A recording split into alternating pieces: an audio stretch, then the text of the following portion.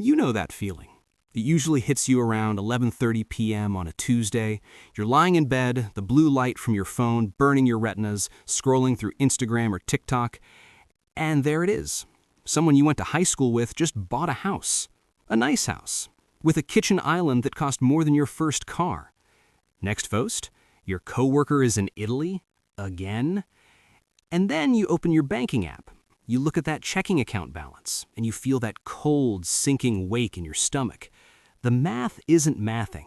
You work hard. You have a job. You follow the rules. So why does it feel like you're the only one who is barely keeping their head above water? Why does everyone else seem to have the cheat codes to money while you're stuck playing on hard mode? Here is the brutal truth that nobody puts in their bio. Most of what you see is a lie. A carefully curated, filtered, financed lie. But today we aren't dealing with feelings. We are dealing with cold, hard data. We are going to rip the Band-Aid off the American economy and look at where you actually stand compared to your neighbors. And I warn you, some of these numbers are going to make you angry, some might make you feel relieved, but all of them are necessary if you want to stop panic scrolling and start actually building wealth. Let's start with the context, because if you feel like the game is rigged, that's because the difficulty settings have been cranked up significantly over the last few decades. If you ask your parents or grandparents, they'll tell you about a time when a single income could buy a house in the suburbs, 2 cars, and a college education, with enough left over for a pension-funded retirement. That world? It's gone. It doesn't exist anymore.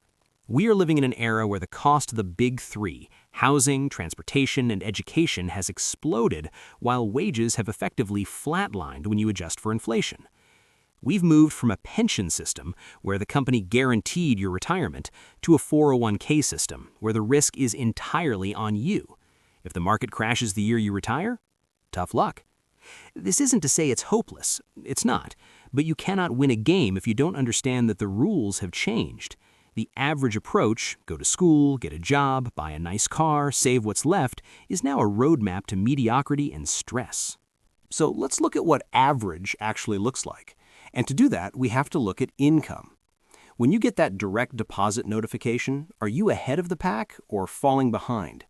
According to the Bureau of Labor Statistics, the median weekly earning for a full-time worker in the U.S. is just over $1,000. That puts the median annual salary at roughly $52,000.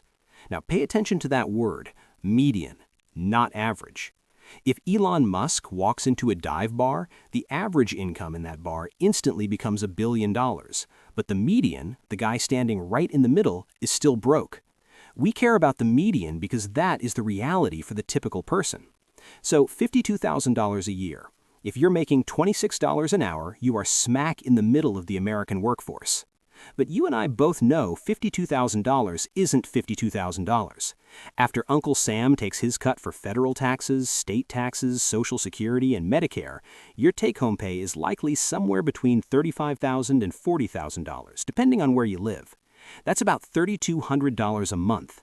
Now let's run the household budget on that average salary. The average rent in the U.S. recently crossed $1,800 a month. If you're in a city, stop laughing, I know yours is higher. But sticking to the average, you've got $1,800 gone immediately. You have $1,400 left. Now add a car payment.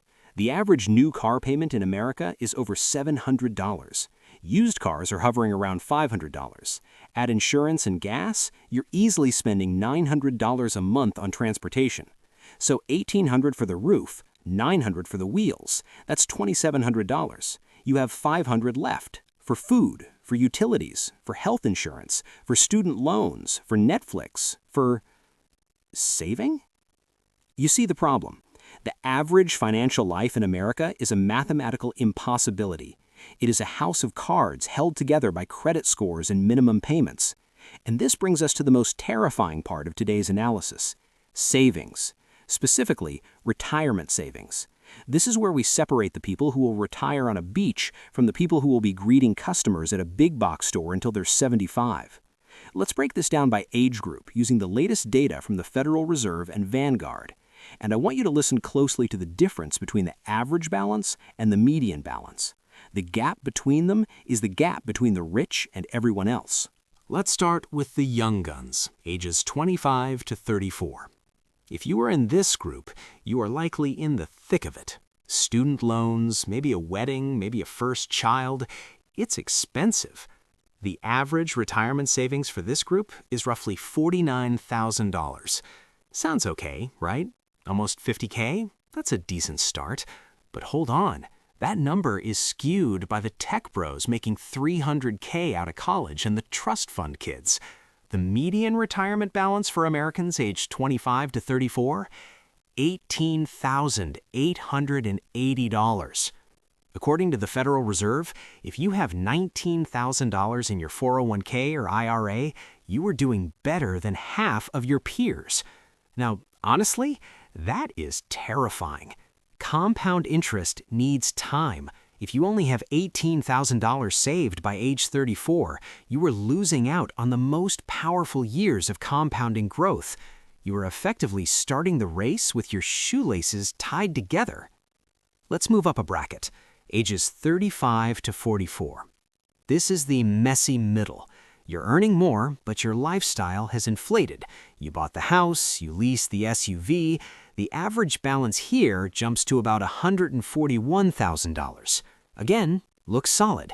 If you have $140K saved by 40, you're on a good track.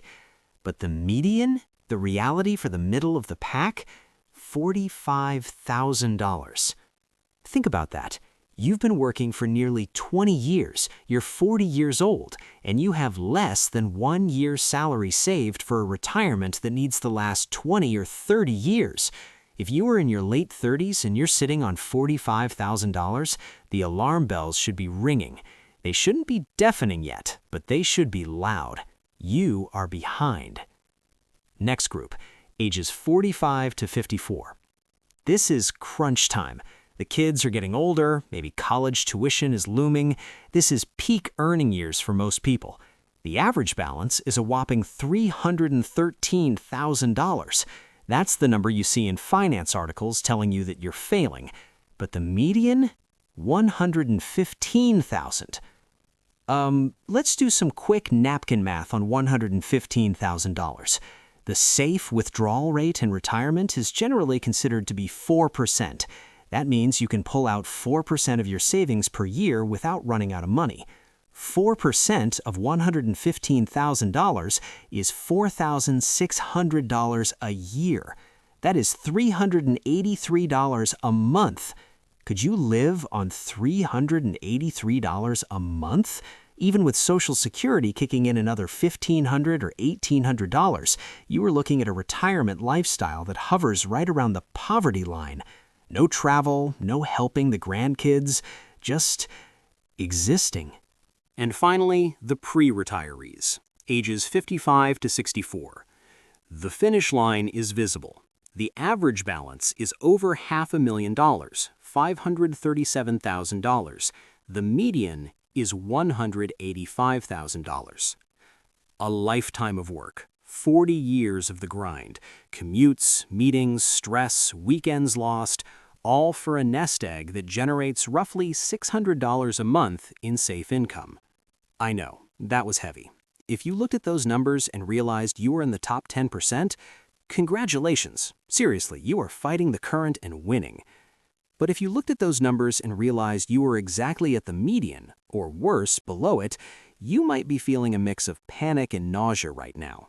But here is the good news. You are watching this video. Most people, the people making up those terrifying median statistics, are not watching finance content. They're watching cat videos or arguing with strangers on Facebook. They are asleep at the wheel. You are awake. And because you are awake, you can fix this. But you cannot fix it by being average. Remember what we established earlier? The average financial plan, spend what you earn, finance the cars, save what's left, is a trap. To escape the median, you have to do things that the median person refuses to do. So, what is the solution? How do we actually move the needle? First, we have to address the spending. Go back to that housing and transportation number. If 50% or 60% of your income is tied up in your apartment and your car, you are mathematically paralyzed. You might need to make a decision that your friends will judge you for. Driving a 10-year-old Honda Civic while your coworker leases the new BMW isn't cool. But do you know what is cool? Having $500,000 in the bank and not panicking when your boss calls you into his office on a Friday afternoon. Status is the enemy of wealth. The median person buys status. The wealthy person buys freedom. You have to decide which one you want, because you usually can't afford both at the same time. Second, you need to automate the pain. The reason savings rates are so low is that we rely on willpower. We say, "I'll save whatever is left at the end of the month." Spoiler alert, there is never anything left at the end of the month. You need to treat your savings like a bill you pay to your future self. It needs to leave your account the day you get paid. 401k deductions, automatic transfers to a high-yield savings account.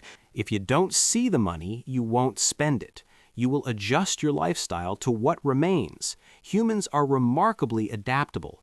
If you force yourself to live on 85% of your income, you will figure it out. And third, you have to stop looking at Social Security as a retirement plan. At best, Social Security is a safety net to keep you from starving. It is not a ticket to the good life.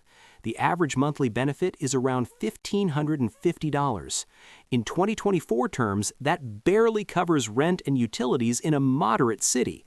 If you want to eat, travel, or have health care, that money has to come from your own bucket. Look, the system is designed to keep you broke. Marketing is designed to make you spend. Credit card companies are designed to keep you in debt. Inflation is designed to erode your cash. The current is flowing against you. Being average means drifting with that current. And as we just saw from the data, drifting leads to a median savings of $185,000 at age 65 and a retirement full of anxiety. To win, you have to swim upstream. It's going to be uncomfortable. You're going to have to say no to things. You're going to have to track your spending. You're going to have to learn about indexed funds and compound interest. But the alternative? The alternative is being the median. And quite frankly, the median sucks. So here's what I want you to do right now. Don't just close this video and go back to scrolling. Open your banking app. Open your 401k portal. Calculate your net worth. Assets minus liabilities. Write that number down. Date it. That is your starting line. It doesn't matter if it's negative $50,000 or positive $500,000. It is just data. Then set up one automatic transfer, just one, even if it's $50 a month, into an investment account. Start the momentum. Break the cycle of average.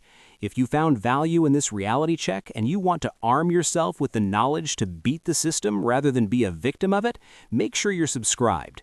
We're going to be diving deeper into exactly how to build that escape plan in the next few videos. Stop trying to keep up with the Joneses. The Joneses are broke. Be better than the median. I'll see you in the next one.